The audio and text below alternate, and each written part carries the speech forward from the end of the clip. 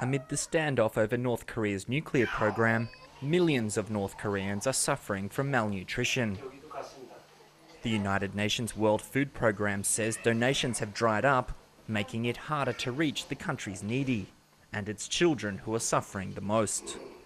For adults, it doesn't mean a lot if you live for a few months basically on a diet of cereals and vegetables, but for children it's critical.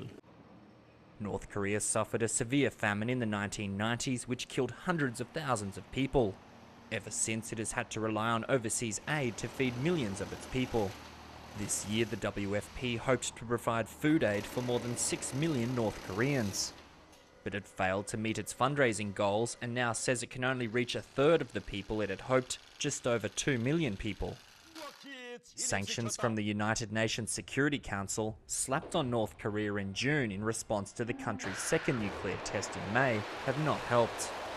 The WFP relies heavily on charitable donations, and while the organisation would not speculate about why funding was down, the reason seems all too clear.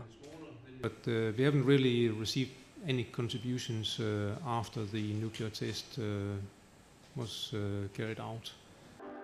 Despite hundreds of thousands of people going without food, North Korea has vowed to step up its nuclear development program.